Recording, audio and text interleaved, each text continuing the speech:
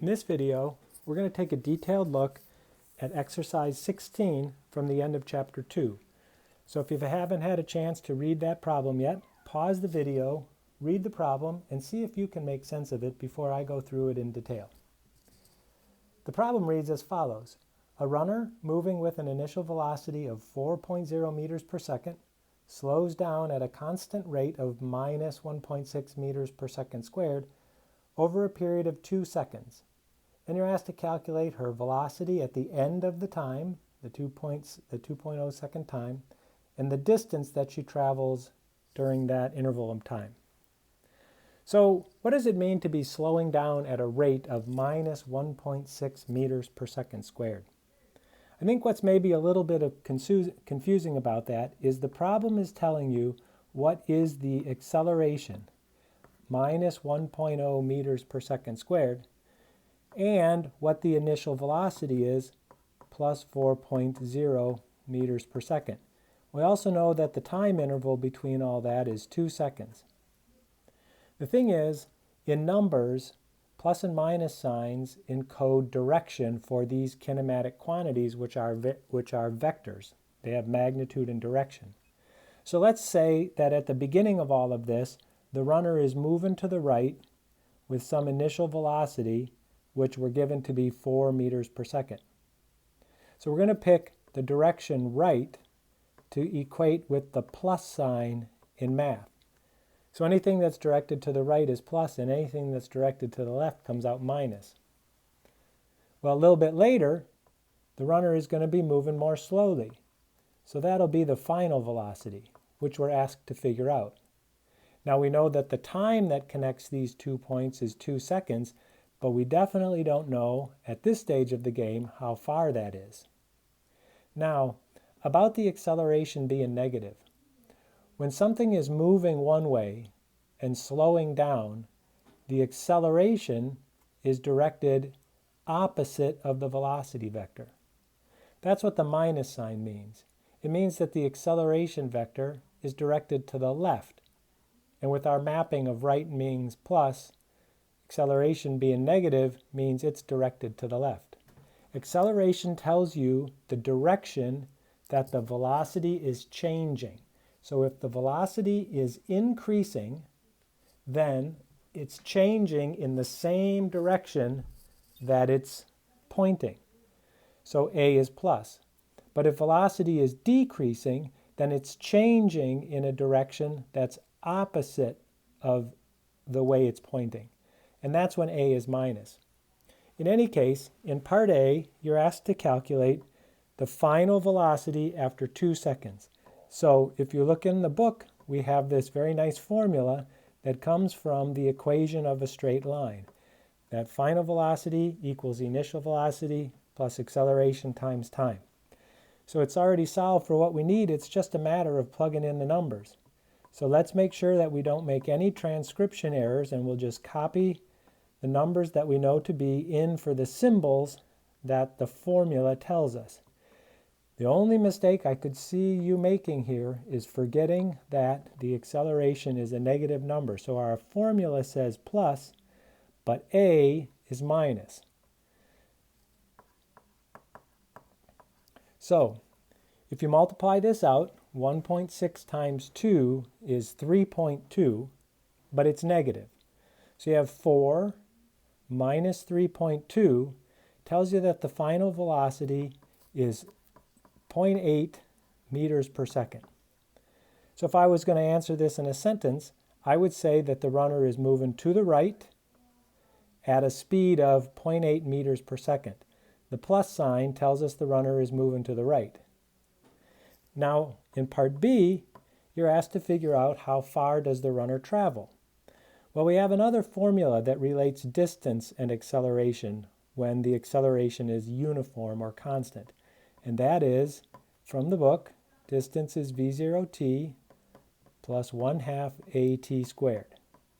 So again, it's a matter of plugging in the numbers and not making any transcription or mathematical errors. So here, I'm going to leave off the units. I know that if I have everything in meters and seconds and meters per second squared, I'm going to get meters as a result. I mean, the units worked out great up here. I had meters per second, and then I have meters per second squared times seconds, which cancels out one of these seconds. So you got meters per second, and that's what the result is. So let me just do the number part this time. So we have 4 for the initial velocity. The time is 2 seconds. The acceleration, we can't forget, is minus 1.6, and we got to do the 2 squared. So I want to remind you, the t squared, the square, only attaches to the 2, the time, and our acceleration is minus. So you're going to have to calculate this carefully through on your calculator. 4 times 2 is 8, so we got that. Let's see, 2 squared is 4, divided by 2 is 2. So this whole thing amounts to minus 3.2 again. So our answer is 8 minus 3.2, which is 4.8 meters. So the runner between the starting point and the 2 seconds later travels a distance equal to 4.8 meters. Now, I have an extension to this that might be interesting. The runner is still moving and presumably still slowing down. So if she continues to accelerate at the rate that she is, could we figure out how long it would take her to stop? So in this case, she's not quite stopped after 2 seconds because she's still moving at 8 meters per second. How could we work this out? Well, think of it like this. We still have the initial velocity, and we still have the acceleration. Now the time isn't good anymore because we want to find the time when her final velocity is equal to 0. So we're adding this and solving for time. So we're going to use this formula here, that the final velocity is equal to the initial velocity plus at, but we're going to substitute in these values and solve it for t. So I'm going to do a little bit of magic here, but you can do it more slowly on your own sheet of paper. The final velocity is 0, so I'll subtract the v0 over to the other side and divide both sides by a. So I'm going to find that the time it takes is minus v0 divided by a. Then I can plug in the numbers. I have the minus from my formula. v0 is 4 meters per second, divided by a, but a is a negative number, minus 1.6 meters per second squared. So if you do 4 divided by 1.6, you get 2.5 seconds. So, and it comes out plus because the minus and the minus cancel. So if we ask an additional question of how long does it take the runner to stop, we can answer it by using the same equations that we always use, but solving it for a different variable. So great. Let's go one step further on this. So it takes her, so we figured out in that addition to the problem that the time to stop was 2.5 seconds. And we still know what v0 is, plus 4 meters per second. And we still know what a is, minus 1.6 meters per second squared. There is one last thing we can figure out, and that is how far does she travel to stop? So we found before that she travels 4.8 meters in 2 seconds, and in that time slows from 4 meters per second to 0.8 meters per second. How much further is she going to go in order to stop? Well, we can use our same equation, v0t plus 1/2 at squared, and the only thing that gets updated here is instead of using 2 seconds for the time, we're going to use 2.5, and that will result in her traveling a little further distance than we would expect. So you can try it on your own, but if you plug in the numbers correctly, you end up with 5 meters. So it takes her an additional 0.8 meters only, 20 centimeters, to come to a rest.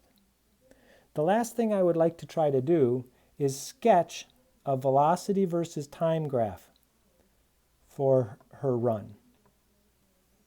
So velocity here in meters per second, and time on this axis in seconds. What does that graph look like? Well, she starts at 4 meters per second. So let's say that's here, at time equals 0. And at a time equal to 2.5 seconds, so let's say that's here, she's stopped. So her velocity decreased uniformly from 4 meters per second to 0 meters per second in a time equal to 2.5 seconds. To reiterate, the slope of a velocity versus time graph is equal to the acceleration. So the slope of this line is minus 1.6 meter per second squared. Now, what would a distance versus time graph look like for her? So same thing here, time in seconds, but distance along this axis. So where does she start? It's unclear. Let's say she starts at the origin, I don't know, when she crosses a line on the track, and that's where we're going to measure the distance from. So she starts at 0 meters when she crosses in front of us at time equal to 0 seconds. And she's moving to the right. So that means as time goes by, she'll get further and further to the right. So plus means to the right. So this isn't a picture of her motion. This is a graph of her position. So how does she move? Well, we also know that she's constantly slowing down. So I might think of like drawing a straight line where she just gets further and further and further from us as time goes by. But she has to get further and further and further from us in a way that reflects the fact that she's slowing down. The slope of a distance versus time graph is velocity. So we're going to draw a line that starts fast. It's got a pretty steep slope. But as time goes by, she goes slower and slower and slower and slower until eventually she stops. So out here, at time equal to 2.5 seconds, the slope of the tangent to this line is 0. And right here in the beginning, the slope is equal to plus 4 meters per second. So the slope changes steadily from plus 4 meters per second to 0, but all the while she moves to the right. It's just that she moves to the right ever more slowly. So that's a detailed discussion of exercise 16 from the end of chapter 2.